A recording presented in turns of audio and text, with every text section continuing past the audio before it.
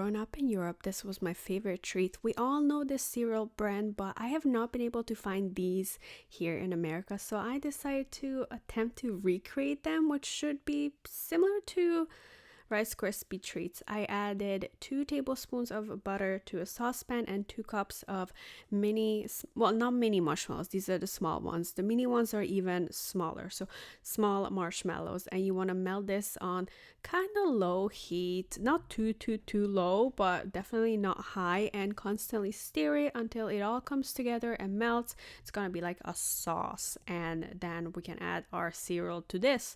Same as a Rice Krispie treats. However, I do know that these cereals are bigger, so I am expecting some air and gapping in the middle, but that's okay. About half teaspoon of vanilla extract and stir quickly. Nice. It's also gonna give it some color. And then into this, I'm adding 2.5 cup, like 2 cup and a little bit more of the toast crunchy cereals. If you feel like you don't have enough marshmallows, you can always throw in right now, as it's still hot, a couple of them, like maybe 10 more extra, and see if it's enough or not. But this is how it should look like. Everything should be coated, and for the next process, you're going to have to work very quickly. So before you start any of these, prepare your baking sheet. Here I have just a basic brownie sheet, and I put in a parchment paper on the bottom, and I use 2 clips to hold it down. And this has to be ready by the time your cereal is ready, because when you start transporting it, it's gonna start cooling, and we don't want that.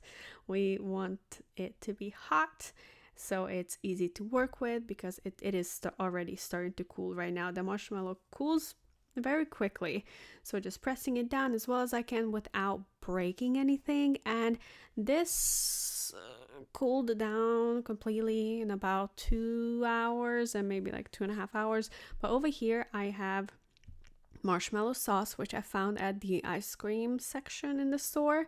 And to replicate the top from the cereal bars that's sold in stores, I'm dipping my spoon into the sauce and just going back and forth, creating those long topping lines. It's also gonna add some sweetness to it, and it's already really sweet. So not too much, but enough to make it look aesthetic, like really good. Like it has a lot of topping, right? And once this cools, it will still be a little sticky, but I am almost sure that this is pretty much how they do it. I think maybe in the cereal bars they use smaller cereals, same cereal but smaller pieces, because it's very gappy in between. But that's okay. I cut long ways in half and then cut it a few times to have like bar size. I also noticed that the store ones, they dip the bottom in, I think, white chocolate. I don't want to go that far. This is all I want. I want to have that flavor, that crunchiness. You can put these in Ziploc bags, put it in the fridge. It will last for 2-3 days, and then it will start to get a little soggy. But for me, it was gone in a day and a half.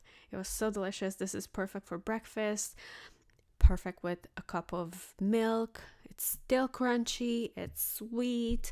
It is so delicious, and it's so easy to make, and there's definitely no added preservatives in it. Well, unless whatever the cereal already has in it. But taste test, so crunchy, so soft, so not as hard as the store-bought ones, that's for sure. It's much more airier, but I think I prefer the homemade ones over the store ones.